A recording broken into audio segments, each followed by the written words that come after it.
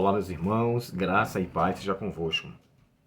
A lição de segunda-feira é a interpretação da parábola de Jesus referente à parábola do semeador. Eu falei para vocês ontem que essa parábola poderia ser chamada tranquilamente como a parábola dos 4 solos ou a parábola dos terrenos diferentes, de corações diferentes. É interessante, irmãos, que essa mensagem que é lançada, e eu falei um pouco sobre isso com vocês ontem, é que nessa interpretação, Jesus começa a dar o significado especificamente de cada situação que ele estava se envolvendo. Diferente de outras parábolas, Jesus, com essa aqui, que foi a primeira parábola de todas as outras, ele começa a dar uma explicação. Ele começa a dizer agora, na verdade, o que significa ela.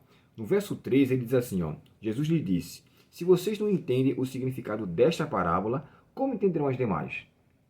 Ou seja, como é que vocês vão poder ter acesso ao verdadeiro conhecimento se vocês não estão totalmente preparados para entender essa que é tão simples? Ele vai te falar que aquela foi a parábola mais simples de todas as outras. Porém, uma coisa que é interessante, os fariseus ali, diante daquela situação, eles ouviam a palavra, conheciam, mas não quiseram entender. Conheceram da situação, mas não quiseram aceitar. E por mais difícil que seja, Jesus então viu a necessidade de falar porque a interpretação que os fariseus iriam dar, ou os líderes iriam dar, com certeza era diferente da mensagem que eles quis trazer. E aí ele começa falando o seguinte: a mensagem, quando ela é trazida para um terreno pedregoso, e o terreno pedregoso quer dizer um coração endurecido, mas de certa forma disposto a ouvir. É tanto que na parábola aqui diz assim, ó, a semente foi lançada num terreno rochoso e não havendo muita terra. Esse termo muita terra me chamou a atenção. Ou seja, não tendo terra suficiente para que a semente possa se aprofundar. E a semente não aprofundando-se, como é que ela vai ter raízes? Ela tinha pouquíssima terra, era rasa, era mais cheia de pedras e automaticamente ela cresceu rapidamente, sem ter raízes. E ao crescer, o sol veio, queimou e por não ter substância, ela acabou morrendo. Como nós sabemos, né? A semente é a palavra de Deus. O semeador é aquele que lança. Eu e você somos esses semeadores. Mais adiante, ele fala sobre a parábola que ela cai nos espinhos, um terreno espinhoso. O que seriam esses espinhos aqui? O autor da lição deixou bem claro também que esses espinhos têm a ver com as provações da vida. Aqui diz assim, ó, o solo rochoso, o solo cheio de espinhos sufoca a semente nele plantada, que representa as preocupações da vida e as riquezas que sufocam a palavra. E nesse aspecto, você quando recebe a palavra, a pessoa recebe e fica até satisfeito inicialmente. Mas quando olha, eu tenho que deixar isso aqui, eu tenho que deixar aquilo ali. Rapaz, é tudo isso para fazer, dá para mim não. Aí fica, sufoca, a pessoa acaba ficando sem respirar livremente. E a expressão sufocar quer dizer isso. Se eu aceitar o evangelho, eu tendo isso ou aquilo para deixar, eu vou ficar sufocado. Então, para eu não ficar sufocado, eu vou liberar o evangelho. Eu prefiro deixar aquele que me sufoca. E Satanás vai trabalhar em cima disso para mostrar, não vale a pena. Não vale a pena.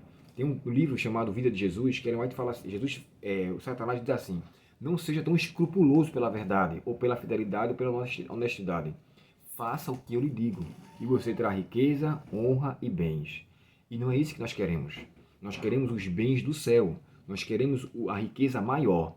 E, lamentavelmente, aqueles que se atenham às riquezas deste mundo, com este mundo perecerão. E aí depois, quando ele fala da terra, que é lançada numa boa terra, a semente que é lançada numa boa terra, automaticamente aquela terra vai germinando e a profundidade dela faz com que aconteça algo bem diferente.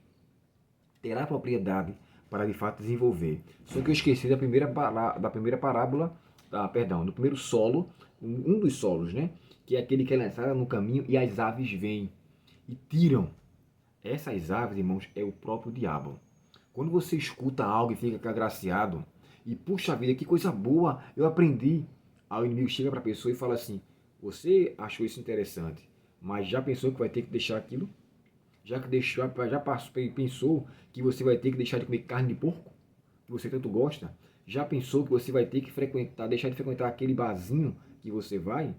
Já pensou que você vai ter que deixar de falar com aquele fulano que tanto gosta, que embora fale de pornografia e tenha algo, sabe?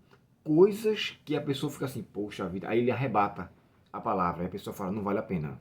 Então assim, para cada solo, Satanás tem um propósito. Até no terreno fértil, bom, ele também vai tentar. Porque não pense que no terreno fértil, terreno bom, uma boa terra, ele não terá acesso a querer causar dano. Terá também. Mas aí a pessoa tem propriedade para receber e vitalidade para manter. E logo ela será uma planta que irá florescer, terá um bom cheiro, dará um bom fruto e no final terá um resultado bem diferente. Que eu e você sejamos o solo que edifica, recebe a boa semente e é edificado. E essa edificação nos fortaleça para a glória de Deus. Que Deus, portanto, nos abençoe e que essa interpretação dessa parábola nos auxilie a termos o nosso coração fértil. Se meu coração for rochoso, Senhor, amolece. Se meu coração for espinhoso, meu Pai, que ele não fique sufocado.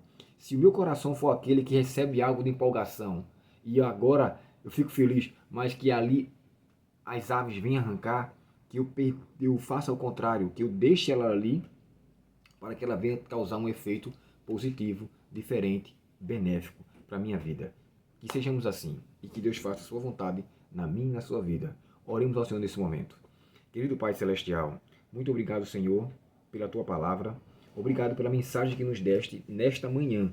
E eu te suplico, querido Deus, que o Senhor fale conosco cada vez mais que lemos a Tua palavra. Que tenhamos corações férteis, corações dispostos a receber a Tua mensagem para não só frutificar para o nosso próprio benefício, mas para auxiliar a outros também. Dá-nos a Tua bênção, permanece conosco.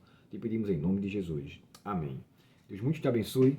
Um ótimo dia em sua presença e até amanhã, quando iremos entender um pouco do objetivo das parábolas relatadas ali no capítulo 4 do Evangelho de Marcos. Até o próximo estudo. Até logo.